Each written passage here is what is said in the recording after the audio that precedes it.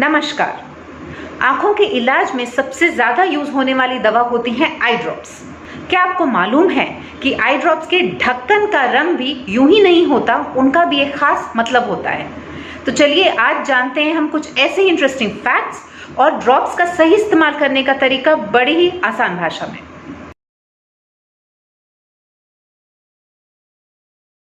सबसे पहले हम आई ड्रॉप्स के यूज़ के बारे में जानते हैं। आई ड्रॉप्स के सही इस्तेमाल के लिए जो आवश्यक बातें हैं वो मैंने 3 भाग में बांटी हैं। पहला भाग होगा आई ड्रॉप्स को खरीदने के समय, दूसरा है ड्रॉप्स को खोलने के समय और तीसरा है ड्रॉप डालने का तरीका। तो सबसे पहले हम ये बात करते हैं कि अगर आपके डॉक्टर ने आपको आई ड्रॉप प्रिस्क्राइब करी हैं तो उसको खरीदने के समय या उसके पहले किन बातों का ध्यान रखना चाहिए। पहला पॉइंट और शायद सबसे आवश्यक पॉइंट है, अपने डॉक्टर से मिलने के वक्त आपको अपनी दूसरी बीमारियां, दवाइयां या ऑपरेशंस के बारे में खुलकर बताना चाहिए। कुछ दवाइयां किन्हीं सिचुएशंस में खतरनाक भी हो सकती हैं। जैसे अगर आपको सांस की या दिल की कोई परेशानी है तो काला पानी या ग्लूकोमा में इस्तेमाल होने वाली बीटा ब्लॉकर्स नहीं यूज़ करनी चाहिए। प्रेग्नेंट और लैक्टेटिंग मदर्स किसी भी मेडिसिन का उपयोग अपने डॉक्टर के परामर्श के बाद ही करें। दूसरा पॉइंट, ड्रॉप के अंदर सॉल्ट को डबल चेक करें। कई दवाइयों के नाम सुनने में बहुत एक जैसे होते हैं, जैसे FML, FMLT, आयोटिम, आयोटिम B। इन सभी के कॉम्पोजिशंस अलग हैं, सॉल्ट अलग हैं। तीसरा पॉइंट, इस बात का ध्यान रखें कि खरीदते वक्त बॉटल सील्ड हो। अगर कहीं भी डैमेज के निशान हैं या बॉटल पहले से ही खुली हुई है तो तुरंत अपने फार्मेसी में वापस ले जाएं। चौथा पॉइंट, ड्रॉप की एक्सपायरी डेट हमेशा चेक करें।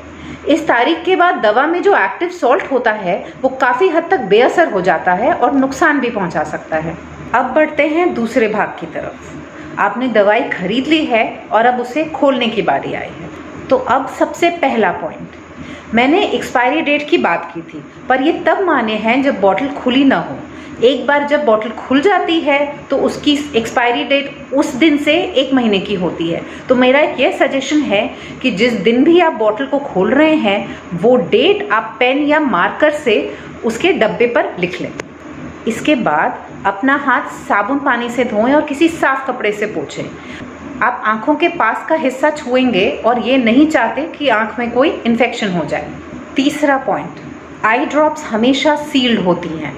कुछ बॉटल्स पर एक प्लास्टिक की परत होती है, ज़्यादातर बॉटल्स की नोजल बंद होती है। अगर आप ढक्कन को उल्टा करेंगे तो एक कील जैसा प्रोजेक्शन दिखेगा। आप कैप को टाइटली बंद करें और नोजल में अपने आप छेद हो जाएगा। इसके लिए कोई भी सुई या पिन का इस्तेमाल न करें, इन्फेक्शन का काफ़ी खतरा रहता है।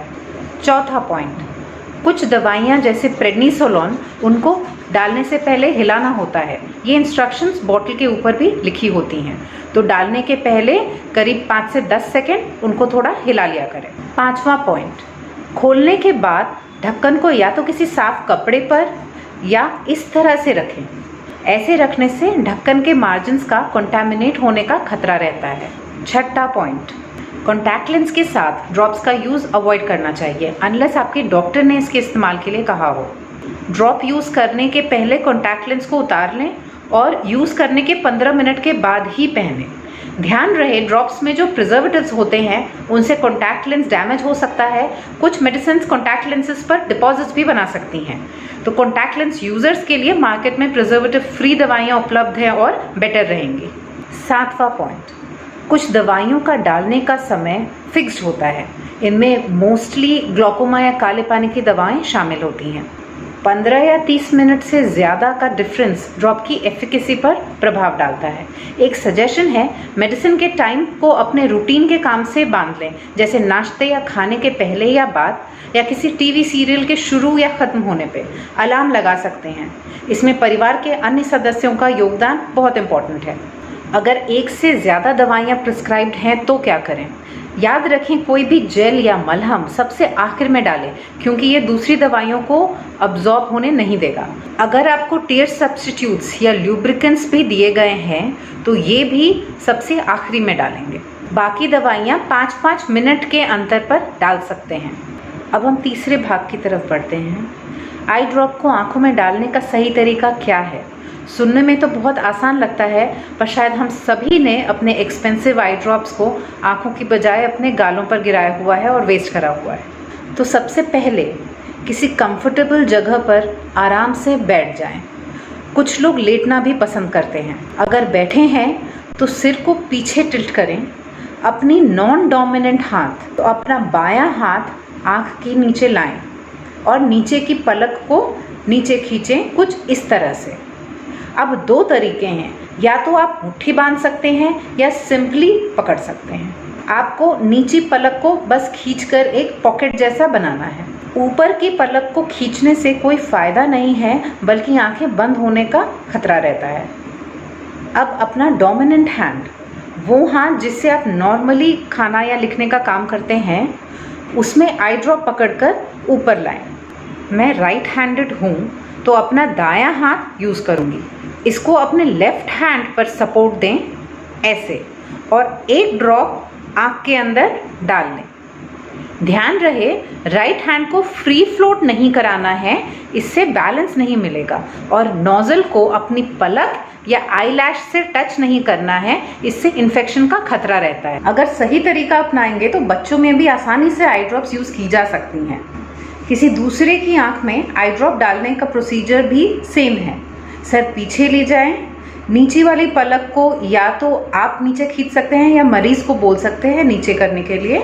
डोमिनेंट हाथ को दूसरे हाथ पर सपोर्ट करें और दवा की एक बूंद डाल लें। बाहर जो दवा गिर गई है उसको साफ कपड़े से पोंछ लें।